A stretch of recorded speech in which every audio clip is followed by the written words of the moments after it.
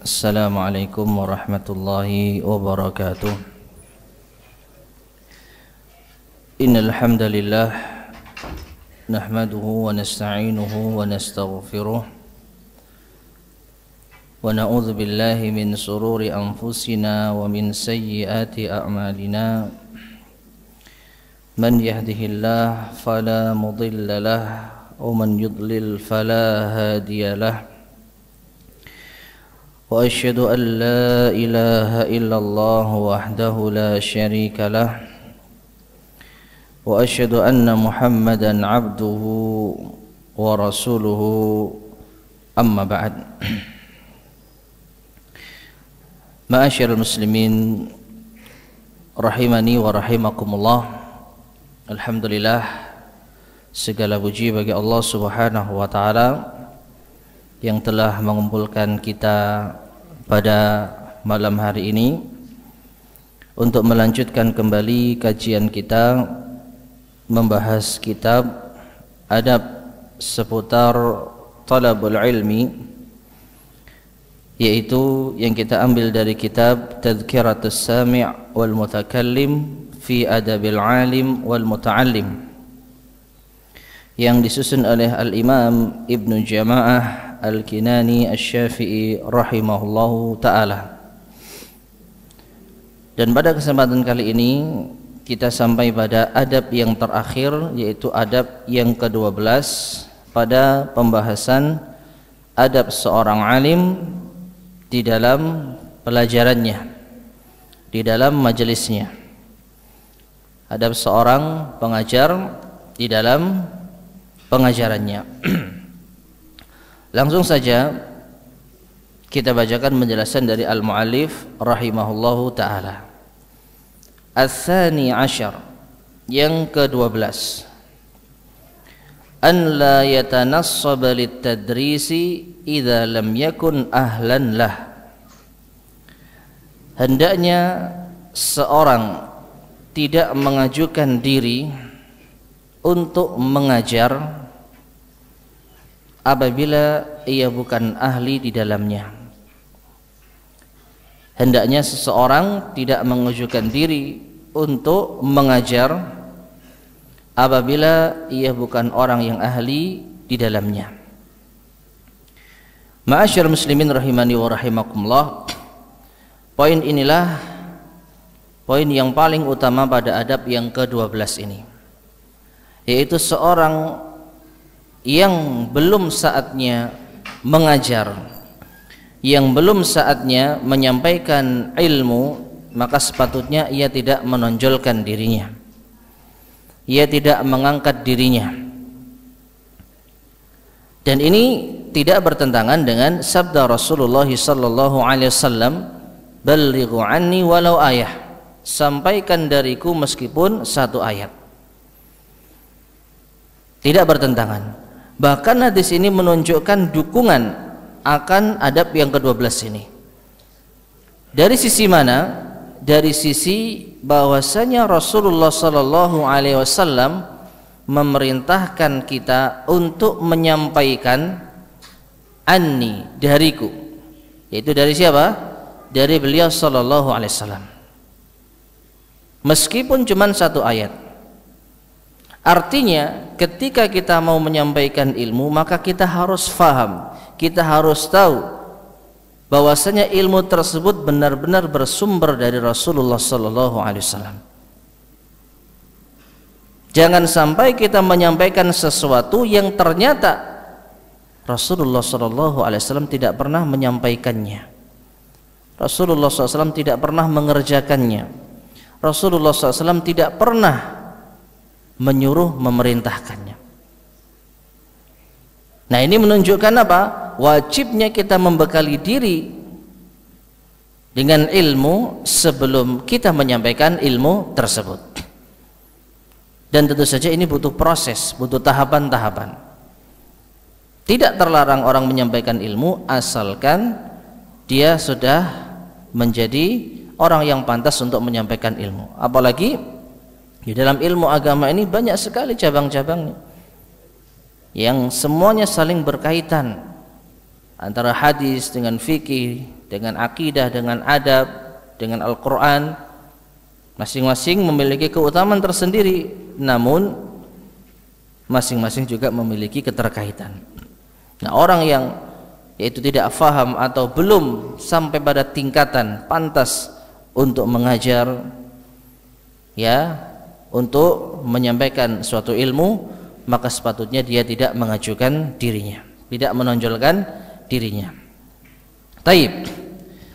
Kemudian ma'asyiral muslimin rahimani wa rahimakumullah. Di sini ada sedikit tambahan yang perlu untuk kita yaitu perjelas, ya. Tatkala al-mu'allif mengatakan idza lam yakun ahlan lah, apabila ia bukan orang yang ahli di bidangnya. Di bidang apa? Di bidang ta'lim, tadris, di bidang pengajaran. Di sini dijelaskan oleh Syekh Shalih Al-Utsaimin tatkala yaitu mensyarah atau menjelaskan ucapan dari Al-Imam Ibnu Jama' ini, yaitu haqiqatul ahliyah. Seseorang dikatakan ahli, seseorang dikatakan ahli dalam masalah apa ini? Dalam masalah mengajar, hakikatnya adalah an yakuna mahallan lil ifadah, yaitu orang ini merupakan tempat untuk memberikan faedah. Artinya orang yang dikatakan ahli, orang yang bisa memberikan faedah. Wa kaunul muallimi mahallan lil ifadah, dan seorang muallim, seorang pengajar, dia disebut bisa memberikan faedah ala syarataini, apabila terpenuhi dua syarat. Syarat yang pertama, ma'rifatuhu bil ilmi alladhi yata'ata ta'limahu, yaitu dia harus mengetahui ilmu yang ia ajarkan.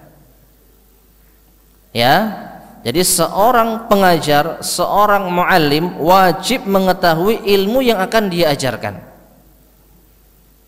Makanya dikatakan di dalam pepatah, faqidu syai' la yu'ti. Orang yang tidak memiliki sesuatu, dia tidak bisa memberi. Orang yang tidak punya air, dia tidak bisa memberi air. Orang yang tidak punya makanan, dia tidak bisa memberi makanan. Orang yang tidak punya ilmu, dia tidak bisa mengajarkan ilmu tersebut. Orang yang buta tentang fikih, dia tidak akan bisa mengajarkan fikih. Orang yang tidak faham tentang hadis, dia tidak akan bisa mengajarkan hadis. Orang yang tidak faham akidah, maka dia tidak bisa mengajarkan akidah. Ini sederhana. Maka syarat yang pertama, seorang muallim, seorang yaitu pengajar, dia harus mengetahui ilmu yang akan ia ajarkan. Ini yang pertama. Yang kedua, ma'rifatuhu bi taraiqi isalihi lil muta'allimin wa naf'ihi lahum. Dia juga harus mengetahui tariqah. Apa itu? Jalan atau metode untuk menyampaikan ilmu itu kepada pengajar, kepada murid-muridnya, kepada talibul ilmi, dan bagaimana agar mereka bisa mendapatkan manfaat darinya. Ini syarat yang kedua.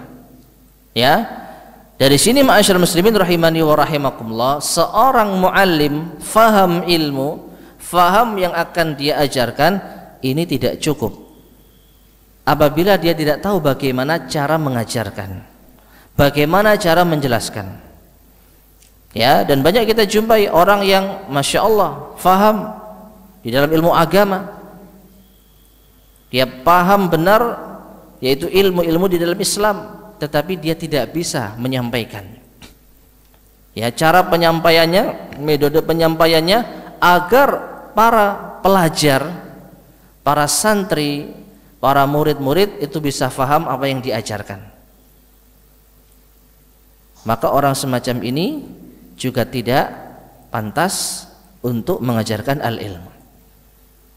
Jadi sekali lagi, seseorang dikatakan ahli di dalam mengampu pelajaran tatkala ia bisa memberikan apa? Faidah kepada para pelajarnya. Dan seseorang dikatakan bisa memberikan faedah kepada para pelajarnya, kepada murid-muridnya, apabila terpenuhi dua syarat. Yang pertama, dia faham, dia mengetahui ilmu yang akan diajarkan, dan yang kedua, dia tahu cara bagaimana mengajarkan ilmu tersebut. Nah, kemudian selanjutnya Al-Imam Jamaah mengatakan, wala yadhkuru darsa min ilmin la ya'rifuhu. Dan orang yang belum pantas untuk mengajar ini, maka sepatutnya tidak menyebutkan tentang pelajaran dari ilmu yang ia tidak ketahui. Ini penegas saja. Jadi orang yang belum pantas untuk mengajarkan ilmu, hendaknya dia tidak menyebutkan, tidak mengajarkan pelajaran dari sesuatu yang tidak ia ilmui. Sawa'un ishtaratahu al-waqifu am lam yashtarithu. Sama saja apakah hal ini disyaratkan oleh pewakaf atau tidak disyaratkan. Lagi-lagi kita jumpai al-waqif, pembahasan tentang apa? Pewakaf. Dan sering kita sampaikan, ma'asyar muslimin rahimani wa rahimakumullah, banyaknya penjelasan al-muallif tentang pewakaf karena memang yaitu biasanya tempat-tempat belajar seperti madrasah, ma'had, pesantren itu dibangun atas wakaf dari seorang muhsinin. Dia mewakafkan sebidang tanah beserta bangunannya, beserta sarana prasarananya. Nah, disinilah apabila seorang pewakaf memberi syarat bahwa pelajaran itu harus demikian atau demikian, bahwa pengajar itu harus demikian dan demikian, maka syarat ini harus dipenuhi. Apabila syarat itu tidak bertentangan dengan tujuan maksud didirikannya ma'had atau madrasah. Tujuan didirikannya ma'had adalah untuk menyebarkan ilmu. Tujuan didirikannya madrasah, pesantren adalah untuk mengajarkan ilmu. Dan ketika ada syarat dari pewakaf yang sama sekali tidak bertentangan dengan tujuan asasi ini, maka syarat tersebut harus apa? Dipenuhi. Nah, di sini kembali, apabila seorang pewakaf mensyaratkan bahwasanya yang mengajar di sini harus ahli, mungkin punya standar tertentu ya, yang ngajar di sini harus minimal apa? Lulus pondok pesantren yang setara dengan pesantren fulani, atau harus punya ijazah S1 yang setara dengan yaitu universitas fulani. Nah, ini, dan syarat ini tidak bertentangan dengan tujuan dibangunnya ma'had atau pesantren ini, maka syarat itu harus dipenuhi. Inilah maksud dari apa? Sawa'un ishtaratahul waqifu am lam yashtarithu. Sama saja pewakaf tersebut mensyaratkan harus ahli atau tidak. Ya, maknanya kalau ternyata pewakaf tidak mensyaratkan yang mengajar harus ahli, maka tetap saja tidak diperbolehkan mengangkat seorang yang belum pantas untuk mengajar. Fa inna dzalika la'ibun fid din, karena hal itu adalah termasuk mempermainkan agama, bermain-main terhadap urusan agama. Wa istira'un bainan nas, yaitu dan membuat rendah manusia, ya, atau merendahkan manusia. Taib. Jadi ma'asyarul muslimin rahimani wa rahimakumullah, poin pentingnya sekali lagi di sini, seorang yang tidak ahli, tidak memiliki keahlian di dalam mengajar, belum waktunya mengajar, maka hendaknya ia tidak menjadi seorang pengajar. Belajar dulu sampai pada tingkatan yang dia sudah pantas untuk mengajar. Di antara indikasinya apa? Mendapatkan rekomendasi mungkin dari gurunya, ya, atau melalui ujian atau tes akhir dari ma'hadnya atau dari pesantrennya atau dari universitasnya dan yang semisalnya, maka saat itulah dia baru diperkenankan untuk apa? Mengajar.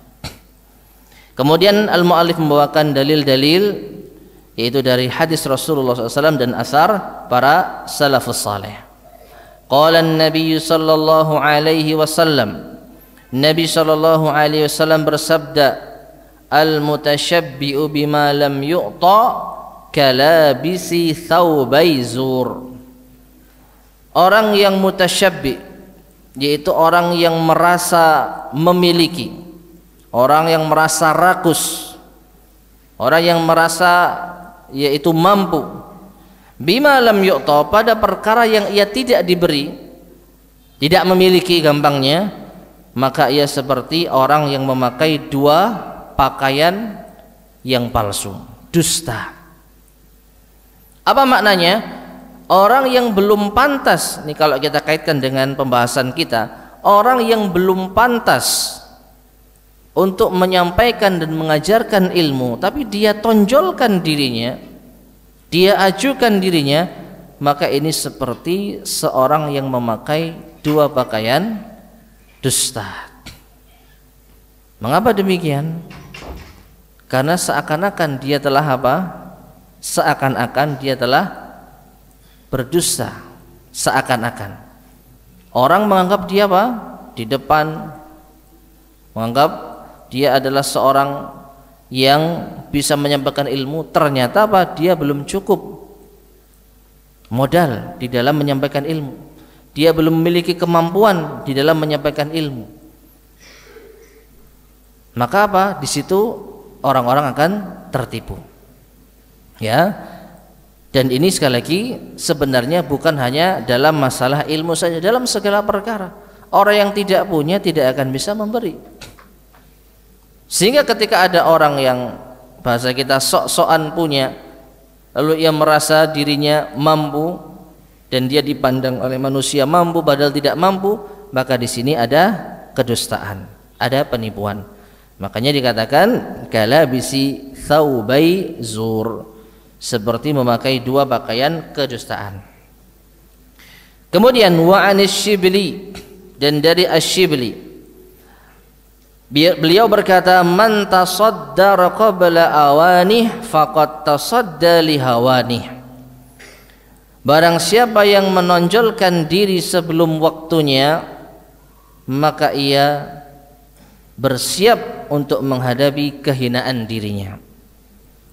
Artinya orang yang terburu-buru untuk menampilkan dirinya, menonjolkan dirinya, maka siap-siap untuk mendapatkan kehinaan. Di antara contohnya, ma'asyiral muslimin rahimani wa rahimakumullah, ketika seorang sudah menonjolkan dirinya, memperlihatkan dirinya bahwa dia adalah seorang pengajar,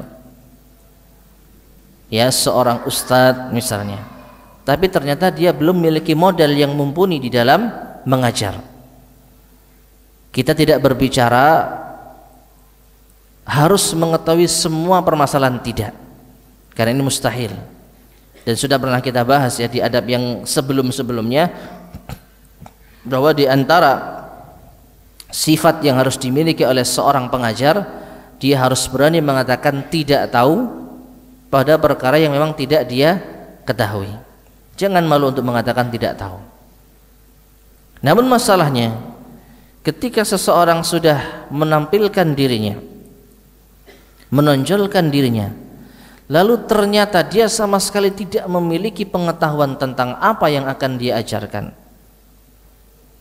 maka ketika orang-orang bertanya, ketika orang-orang meminta fatwa atau yang semisalnya, lalu ternyata dia sama sekali tidak tahu, sama sekali dari A sampai Z nggak paham, apa yang terjadi?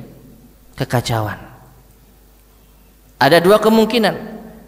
Kemungkinan yang pertama, dia akan tidak menjawab, sama sekali tidak menjawab, sehingga akan membuat orang apa? Kecewa.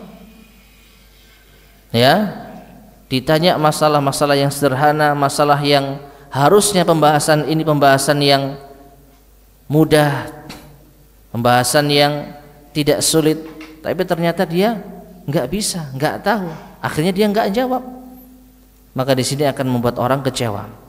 Orang butuh ilmu tapi ternyata tidak mendapatkan ilmu. Ini kemungkinan yang pertama. Kemungkinan yang kedua, ia akan berbicara tanpa ilmu, dan ini yang lebih mengerikan. Akhirnya apa? Salah di dalam berfatwa. Dan ini yang banyak kita jumpai. Ketika seorang menonjolkan dirinya tapi tidak dibekali yaitu pengetahuan atau ilmu, khususnya ilmu-ilmu alat yang bisa kita katakan semacam bahasa Arab, usul fiqh, kaidah fiqh, kemudian yaitu pengetahuan tentang hadis yang mendasar, ya, pengetahuan tentang tafsir yang mendasar, misalnya usul tafsir yang sederhana, sama sekali nggak tahu. Ketika ditanya kemudian dia merasa kalau tidak menjawab maka ia akan jatuh di hadapan manusia. Maka akhirnya dengan lancangnya ia berfatwa tanpa ilmu. Dan inilah gambaran akhir zaman.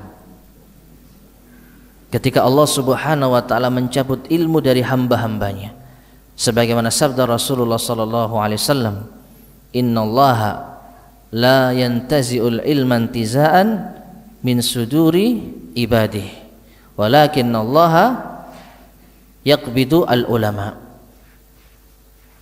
Fa illam yubqi aliman ittakhadha an-nasu ru'usan juhala fasu'ilu wa aftau bighairi ilm fadhallu wa adallu. Atau kama qala Nabi sallallahu alaihi wasallam.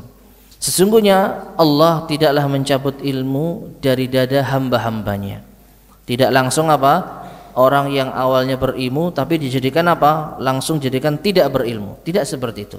Tetapi Allah mencabut ilmu ini dengan mewafatkan para ulama.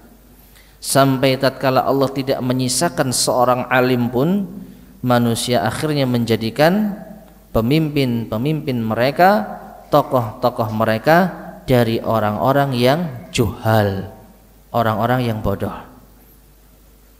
Nah, karena sudah di depan, sudah menjadi pimpinan majelis, fasu'ilu, maka mereka pun ditanya. Tapi karena tidak punya ilmu, fa'aftau bi ghairi ilm, akhirnya berfatwa tanpa ilmu, fadhallu wa adallu, maka ia sesat dan ia pun menyesatkan. Nah ini, maka agar kita tidak sampai, tidak termasuk ya memiliki andil di dalam hadis ini, maka janganlah kita tergesa-gesa.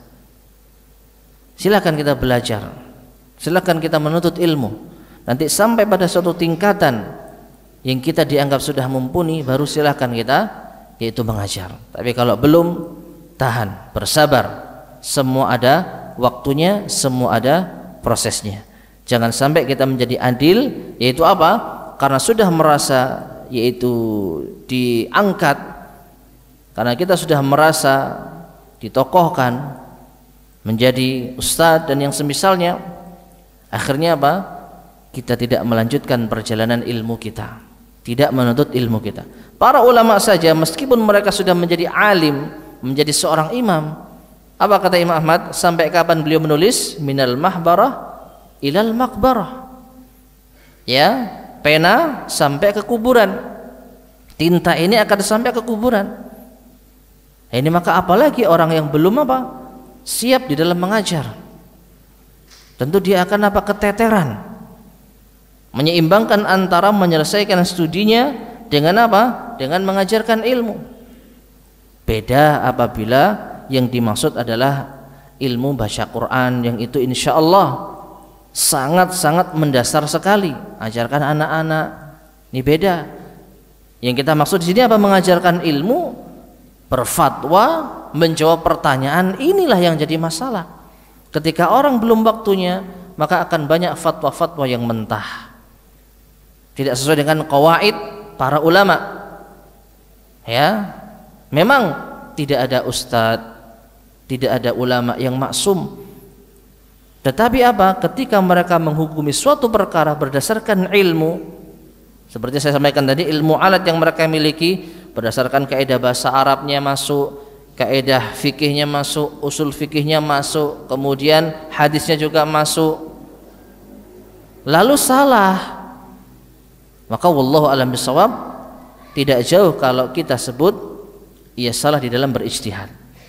Tapi ketika tidak memiliki modal, ditanya lalu menjawab seadanya, maka inilah musibah. Ya, jangan sampai sekali lagi kita menjadi andil di dalam sabda Rasulullah SAW mengangkat ru'usan juhala, pemimpin, tokoh yang tidak memiliki ilmu, yang bodoh, sehingga mereka akan menjawab pertanyaan-pertanyaan tanpa talma ilmu. Taib. Kemudian wa an Abi Hanifah rahimahullah, dan juga dari Imam Abu Hanifah rahimahullahu taala, beliau berkata, man talabar riyasata fi ghairi hinih lam yazal fi dhullin ma baqi. Yang artinya, barang siapa yang menuntut ketenaran, barang siapa yang ingin dikenal sebelum waktunya, maka senantiasa ia akan berada di dalam kehinaan di sisa hidupnya. Ma'asyiral muslimin rahimani wa rahimakumullah, sungguh benar apa yang dikatakan oleh Al-Imam Abu Hanifah Nu'man ibn Thabit rahimahullahu ta'ala. Orang yang terburu-buru ingin untuk dikenal, ingin untuk tenar, tidak kita pungkiri, menjadi seorang pengajar ia akan dikenal, menjadi seorang ustadz ia akan tenar, meskipun antara satu dengan yang lainnya beda tingkatan ketenaran, beda tingkatan keterkenalan, tapi sudah ma'ruf yang namanya pengajar itu dikenal. Ya, nah ketika belum saatnya ia dikenal, ia sudah maju, sudah diperkenalkan, padahal belum waktunya, maka ia akan senantiasa berada di dalam kehinaan di sisa hidupnya. Apalagi dengan sebab dia diperkenalkan tadi menghentikan aktivitas menuntut ilmunya, maka ini musibah. Seorang yang di tengah belajar, gara-gara jadwal mengajar keteteran belajarnya, maka inilah yang disampaikan oleh al-muallif rahimahullah ta'ala. Ya, gara-gara dijadwalkan mengajar, mengisi kajian, akhirnya belajarnya keteteran. Apalagi dia sudah merasa nyaman untuk mengisi pengajian sini, pengajian sana, sedangkan ilmu yang ia miliki belum benar-benar mumpuni, dan bahkan mungkin akan ia tinggalkan demi untuk apa? Memenuhi yaitu undangan pengajian misalnya. Maka musibah. Ilmunya tidak tuntas, kalau bahasa kita apa? Mentah, kalau mau tidak dikatakan setengah matang, lalu ia sudah tampil di hadapan manusia dan sudah dikenal sebagai seorang ustadz, sebagai seorang pengajar. Maka Imam Abu Hanifah mengatakan apa? Lam yazal fi dhullin ma baqiya, senantiasa berada dalam kehinaan semasa hidupnya.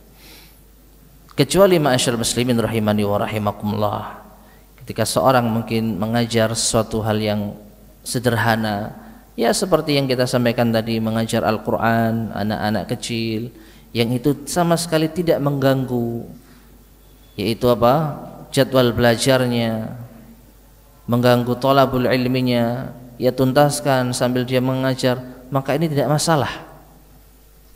Ya, tidak masalah.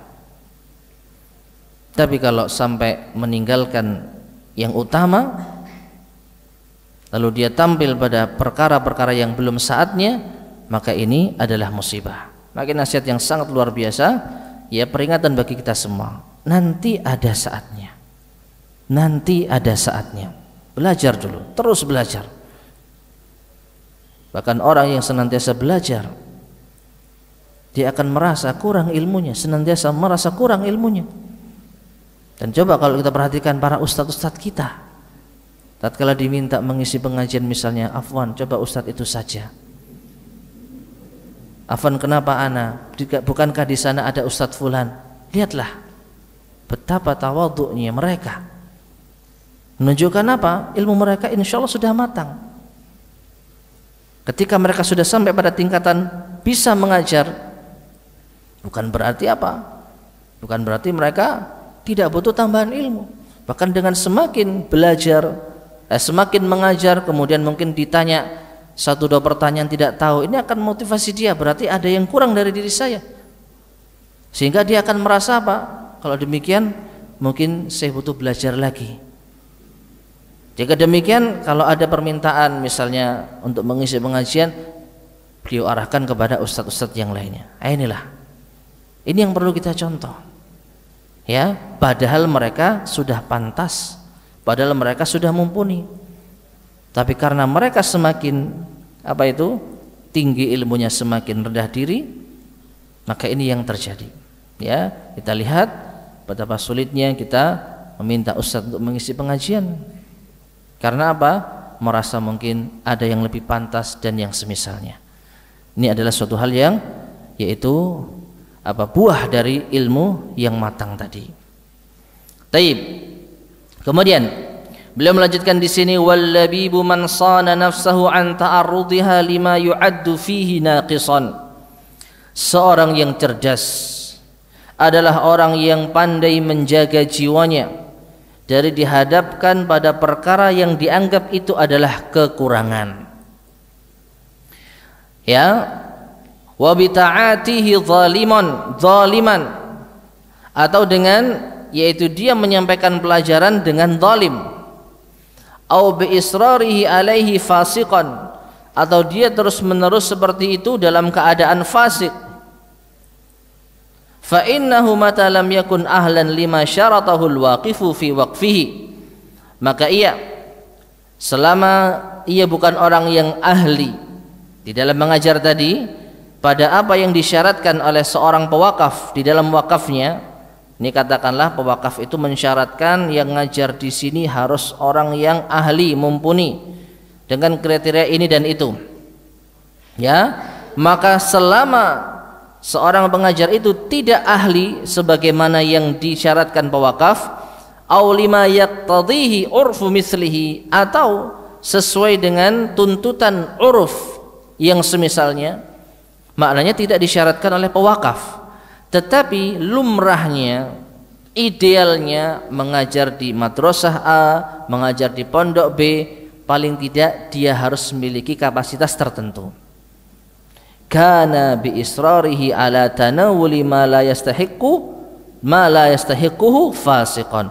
Maka orang semacam ini kalau terus menerus, ya, ia ingin meraih sesuatu yang dia belum berhak, maka ia adalah orang yang fasik. Taib. Ma'asyiral muslimin rahimani wa rahimakumullah. Di awal penjelasan tadi, al-muallif Al-Imam Jamaah mengisyaratkan orang yang cerdas adalah orang yang pandai menjaga jiwanya dari dihadapkan pada permasalahan yang akan dianggap dirinya memiliki kekurangan. Maknanya, orang yang cerdas adalah orang yang dia tahu memposisikan dirinya. Dia tahu dan pandai di dalam memposisikan dirinya. Kalau dia belum mumpuni, belum pantas, ya sudah, tahan. Demi apa? Demi untuk menjaga jiwanya, menjaga kredibilitasnya. Kalau dipaksakan, seperti tadi kita sampaikan, belum waktunya, belum saatnya tampil, ditanya, oh dia merasa apa? Gengsi kalau nggak tahu. Apalagi banyak pertanyaan, dan itu nampaknya pertanyaan yang remeh, pertanyaan sederhana. Akhirnya dia paksakan untuk menjawab, padahal jawabannya tidak sesuai dengan kaidah ilmu. Akhirnya apa? Setelah diketahui, oh ternyata jawabannya amburadul, ternyata fatwanya nyeleneh. Siapa yang malu? Siapa yang dirugikan? Dirinya sendiri. Gara-gara apa? Gara-gara ia tidak menjaga jiwanya dari keterburu-buruan tadi. Jadi di sini kita tidak menghentikan orang untuk menghalangi orang untuk mengajar, tidak. Justru kita memproteksi dirinya. Kalau Anda belum waktunya mengajar, tahan dulu, karena nanti Anda yang akan malu kalau sampai ketahuan ternyata Anda belum mumpuni di dalam menyampaikan ilmu. Apalagi kalau sudah di depan bicara, subhanallah, terkadang terpeleset lidah, terkadang asik di dalam menjelaskan, keterusan, merasa nyaman. Ya, karena seperti dikatakan, al-lisanu yud'ib wa la yat'ab. Al-lisanu yud'ib wa la yat'ab. Lisan itu membuat capek, tapi dia sendiri nggak capek. Apa artinya?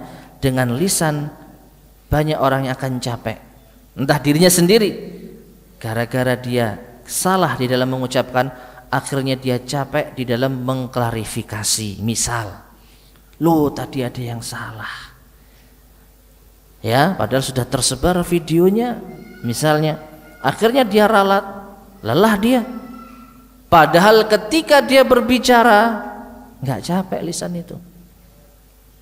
Orang mau ngomong lama tidak capek, tapi dampak dari ucapannya, apalagi yang keliru, yang salah, ini yang akan membuat capek baik dirinya sendiri maupun membuat capek orang lain atau kawan-kawannya. Ustaz, bagaimana kok ada seperti ini? Nah ini gara-gara apa? Gara-gara orang yang belum pantas untuk menyampaikan ilmu terburu-buru di dalam menyampaikan al-ilmu. Jadi sekali lagi, orang yang cerdas dia harus pintar di dalam memposisikan dirinya. Ya, sanggup nggak, mampu nggak? Ya, dan ini pun mungkin bertingkat-tingkat. Ada kalanya diminta untuk mengajar ilmu tertentu, tapi dia ternyata nggak bisa, ya sudah, jangan diambil. Ya, afwan, ini bukan bidang saya misalnya. Kalau sudah membahas tentang takhassusat, bahas tentang apa? Yaitu takhassus, yaitu cabang ilmu yang sudah khusus. Nah ini, maka dari itu ma'asyiral muslimin rahimani wa rahimakumullah, ini sekali lagi untuk kebaikan dirinya. Kalau dia teruskan tetap mengajar dalam keadaan seperti itu, yaitu apa? Kata beliau, zaliman, maka dia adalah yang zalim. Karena belum saatnya, tapi dia sudah apa? Memberi ilmu tersebut. Atau kalau ia terus melakukan hal tersebut, fasiqon, maka dia masuk orang yang fasik. Kemudian ma'asyiral muslimin rahimani wa rahimakumullah, selanjutnya kembali membahas tentang masalah al-waqif, pewakaf. Fa in kana al-waqifu syarata fil waqfi bi an yakuna al-mudarrisu 'amiyan, apabila pewakaf mensyaratkan di dalam wakafnya mudaris itu adalah orang yang ami. Apa ami? Tidak bisa baca tulis. Nah ini, ya, saya membangun ma'had, membangun pesantren, syaratnya yang ngajar harus orang yang tidak bisa baca tulis. Misal, ya ini yang beliau sampaikan. Au jahilan, atau orang yang bodoh. Yang ngajar di sini harus orang yang bodoh. Misal, maka lam yasih hasyartuhu, syarat ini tidak sah. Apa artinya?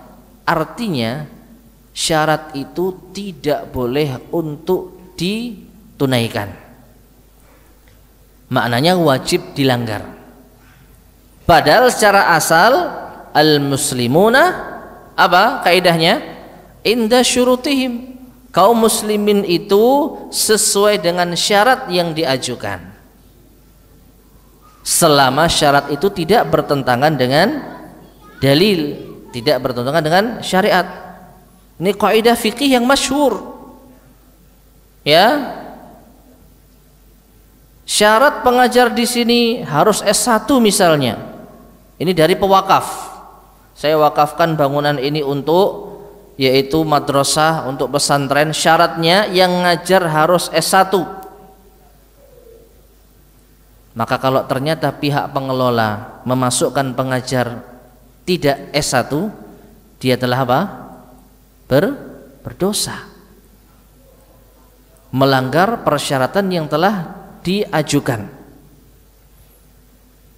Karena syarat tersebut syarat yang apa? Tidak bertentangan dengan syariat.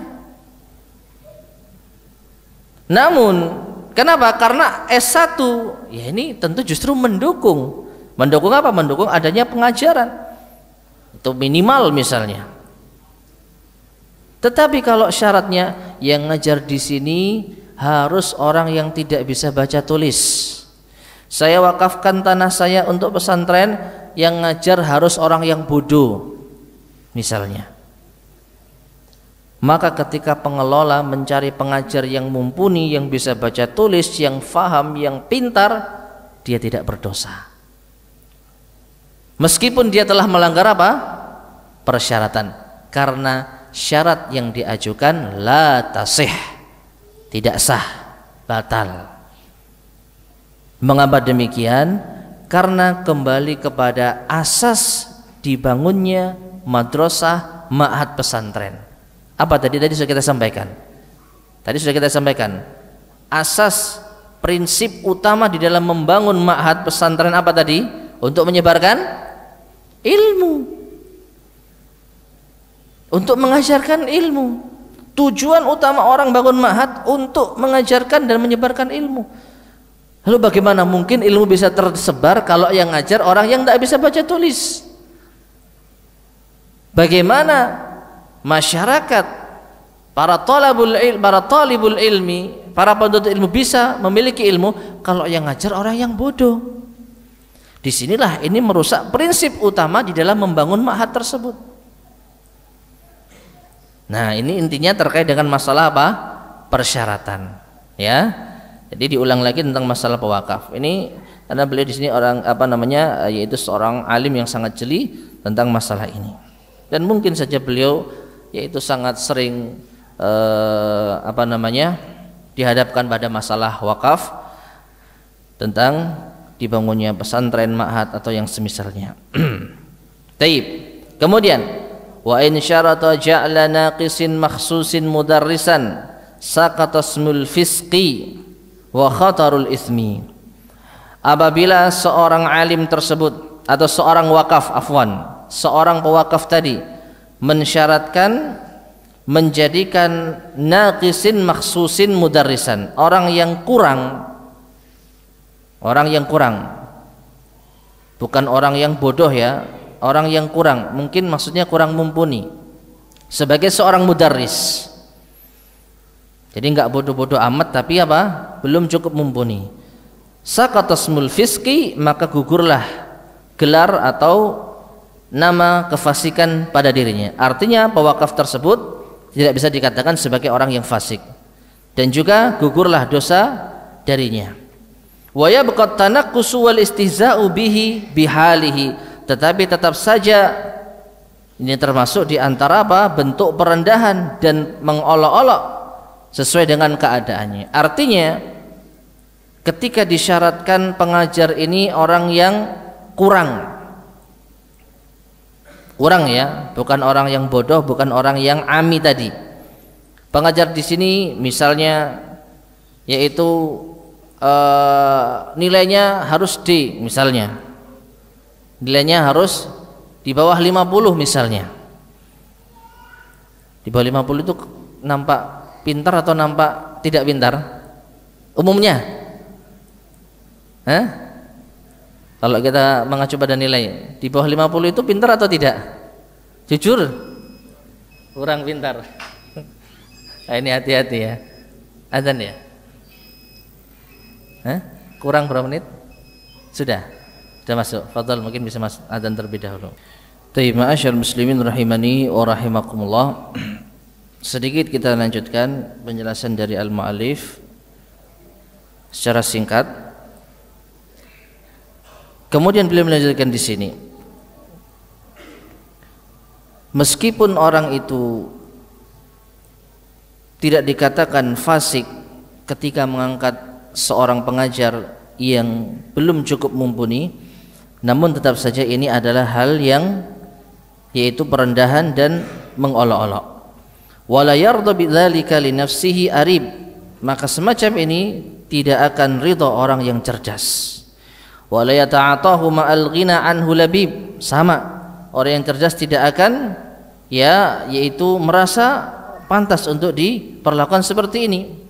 Wala yadhharu min waqifin syarata dzalika qasdul intifa, dan tidak nampak bagi seorang pewakaf syarat tersebut bermaksud untuk apa? Memberi manfaat. Artinya tidak akan mungkin tercapai maksud dari diadakannya ma'had atau pesantren tersebut, memberi manfaat, ketika yang diangkat adalah pengajar yang tidak mumpuni. Wala ya'ulu amru waqfihi illa diya, maka wakaf itu akan menjadi sia-sia. Ya, enggak ada gunanya mewakafkan sesuatu tetapi pengajarnya itu tidak mumpuni.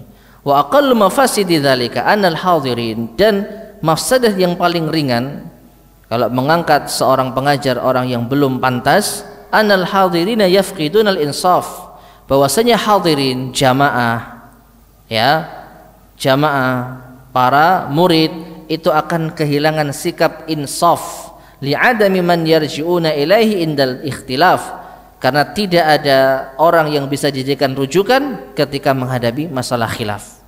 Ini yang sering terjadi ketika seorang yang belum waktunya menyampaikan ilmu, pengetahuan tentang masalah khilafiyah ijtihadiyah masih minim. Ya, kenapa? Karena biasanya masa awal-awal menuntut ilmu itu ditanamkan kaidah, ditanamkan usul prinsip, sama sekali tidak membahas mukhalafat, sama sekali tidak membahas tentang penyimpangan. Prinsip yang diajarkan usulul salasah misalnya, prinsip, tidak ada sama sekali membahas tentang rudud, pembantahan atau munazarah, yaitu apa? Diskusi antara para ulama yang berbeda pendapat. Nah, dari sini maka ma'asyiral muslimin rahimani wa rahimakumullah, ketika seorang masih minim pengetahuan tentang masalah khilafiyah ijtihadiyah, maka dia akan mudah dengan memvonis ini tidak sesuai dengan syariat, misal bid'ah. Ya, perbuatan ini adalah perbuatan maksiat, perbuatan ini adalah perbuatan haram mutlak, harus ditinggal. Padahal di situ ada khilaf di kalangan para ulama dengan khilaf yang mu'tabar, khilaf yang dianggap min qadimiz zaman, dari zaman dahulu. Tapi karena pengetahuannya belum sampai situ, akhirnya apa? Dia mudah memvonis. Inilah yang dimaksud kehilangan sikap insaf. Ketika gurunya sudah mengajarkan saklek, akhirnya muridnya ikut apa? Saklek. Akhirnya muridnya kehilangan sikap insaf. Ini mafsadah yang paling ringan. Maka dari itu ma'asyiral muslimin rahimani wa rahimakumullah, bukan kita bermudah-mudahan dalam masalah khilaf, tidak. Tapi bagaimanapun juga ketika para ulama Ahlussunnah wal Jamaah, para imam yang diakui telah ada perselisihan pendapat di kalangan para ulama, maka di sini kita harus berlapang dada. Tidak boleh kita main saklek. Ya. Kita keras terhadap mukhalif, orang yang berbeda pendapat dengan kita. Nah, ini yang sering terjadi. Ketika seorang pengajar minim pengetahuan tentang masalah khilaf, akhirnya dia fatwakan haram, bid'ah, ini maksiat, fasik. Muridnya mendengar itu langsung diterima, ditelan mentah-mentah, jadilah ini tersebar di kalangan masyarakat. Ini yang dimaksud apa? Yafqidunal insaf li'adami man yarji'una ilaihi indal ikhtilaf. Maka jamaah akan kehilangan sikap insaf, berlapang dada di dalam apa? Menyikapi khilaf tersebut. Li'anna rabbas sadri la ya'riful musib fayansurahu awil mukhti'a fayasjurahu. Karena pimpinan majelisnya sendiri apa? Tidak mengetahui mana yang benar sehingga pantas untuk ditolong, dipertahankan, dan tidak tahu mana yang salah sehingga pantas untuk diperingatkan. Nah, kemudian yang terakhir, waqila li Abi Hanifah, dikatakan kepada Imam Abu Hanifah fil masjid halaqatun yanzuruna fil fiqh. Di masjid ada kumpulan orang membahas tentang fikih. Kumpulan orang membahas tentang fikih. Faqala, maka kata Imam Abu Hanifah, alahum ra'sun, apakah mereka punya pimpinannya? Artinya apakah di situ ada pengajarnya? Ada ustadz yang membimbingnya? La, kata mereka, tidak ada. Maka Imam Abu Hanifah mengatakan la yafqahu haula'i abadan, maka selamanya mereka tidak akan pernah faqih. Apa? Kalau belajar sendiri tanpa bimbingan, yaitu ustadz pengajar yang mumpuni, maka selamanya murid-murid itu akan tidak pernah faham. Nah, di sini ma'asyar muslimin rahimani wa rahimakumullah, intinya sekali lagi kembali kepada awal pembahasan kita, orang yang belum pantas belum saatnya untuk mengajarkan ilmu, hendaknya ia menahan diri, belajar dulu sampai pada tingkatan dia sudah pantas, ya mungkin ustadznya merekomendasikan dan yang semisalnya, maka barulah ia silakan untuk menyampaikan al-ilmu, dan tentu saja tetap apa? Menambah ilmu. Jangan sampai sudah ngajar berhenti dari menuntut ilmu. Wallahu taala alam bissawab. Taib ma'asyar muslimin rahimani wa rahmatullah. Nampaknya pertanyaan ini mungkin kita tunda ya. Kita tunda dahulu. Jadi kita mungkin akhiri kajian kita pada malam hari ini karena kita sudah terlalu panjang di dalam menambah yaitu penjelasan. Semoga pada pertemuan berikutnya bisa kita jawab biidznillah subhanahu wa ta'ala. Taib, kita akhiri. Subhanakallahumma bihamdika asyhadu an la ilaha illa anta astaghfiruka wa atubu ilaik. Walhamdulillahirabbil alamin. Assalamualaikum warahmatullahi wabarakatuh.